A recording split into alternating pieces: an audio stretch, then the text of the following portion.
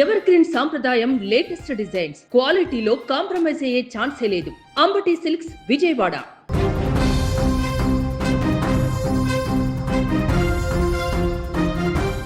తమిళనాడు ముఖ్యమంత్రిగా బాధ్యతలు స్వీకరించిన నటుడు రాజకీయవేత్త జోసెఫ్ విజయ్ తన తొలి ప్రధాన పరిపాలనా నిర్ణయంతో ఇప్పుడు సంచలనం సృష్టించారు. రాష్ట్ర వ్యాప్తంగా ఉన్నటువంటి దేవాలయాలు కానీ విద్యాసంస్థలు కానీ బస్టాండ్లకు సమీపంలో ఉన్నటువంటి వైన్ షాప్లను క్లోజ్ చేయాలంటూ ఇమీడియట్గా ఆదేశాలు కూడా జారీ చేయడం జరిగింది. మద్యం దుకాణాలను తక్షణమే మూసివేయాలంటూ కూడా ప్రకటించడం జరిగింది.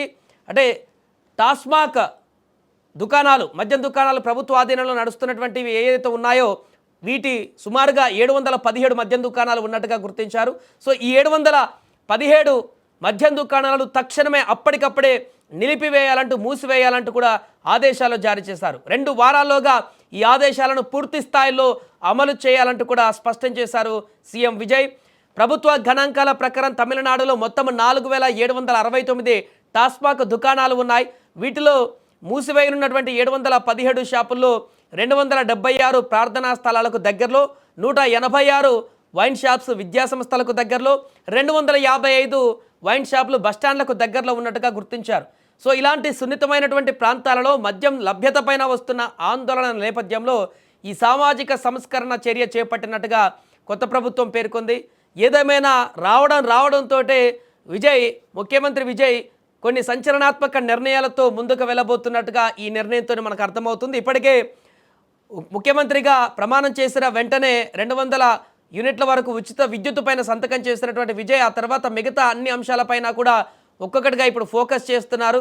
సో తొలి సంతకం ఫైల్ పైన చేసిన తర్వాత మహిళల భద్రత కోసం కూడా ప్రత్యేక దళం, ప్రతి జిల్లాలో యాంటీ డ్రగ్ యూనిట్లను కూడా ఏర్పాటుకు ఆమోదం తెలిపిన విషయం మనందరికీ తెలిసిందే. అయితే ప్రమాణ స్వీకారం అనంతరం విజయ్ చేసినటువంటి అత్యంత కీలకమైనటువంటి ప్రకటన డిఎంకేను లక్ష్యంగా చేసుకుంది.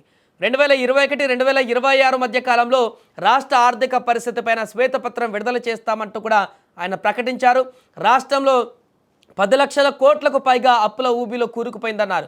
ఖజానా పూర్తిగా ఖాళీ అయింది అని తన తొలి ప్రసంగంలో విజయ్ ఆరోపించారు. ఇటీవల జరిగిన ఎన్నికల్లో విజయ్ నేతృత్వంలోని తమిళగ వెట్రికలగమ అతిపెద్ద పార్టీగా అవతరించి వామపక్షాలు కాంగ్రెస్ మద్దతుతో సంకీర్ణ ప్రభుత్వాన్ని ఏర్పాటు చేసినటువంటి సంగతి మనందరికీ తెలిసిందే. ఆ తర్వాత ఈ యొక్క ఆరోపణలు ఖజానా ఖాళీకి సంబంధించినటువంటి వాదోపవాదాలు జరిగిన తర్వాత నిన్న మరలా మాజీ ముఖ్యమంత్రి స్టాలిన్ ఇంటికి కలిసినటువంటి సన్నివేశాన్ని కూడా చూడడం జరిగింది. ఏదేమైనా కూడా ముఖ్యమంత్రిగా ప్రభుత్వ పాలనా వ్యవహారాలను పూర్తి స్థాయిలో తీసుకున్నటువంటి విజయ్ ఇక తన నిర్ణయాలతో ముందుకు వెళ్ళబోతున్నట్టుగా కనపడుతుంది. పూర్తిగా గతంలో ప్రభుత్వాలకు భిన్నంగా తన సామాజిక పరమైనటువంటి నిర్ణయాలతో ముందుకు వెళ్ళేటువంటి అవకాశం విజయ్ చేయబోతున్నట్టుగా తెలుస్తుంది.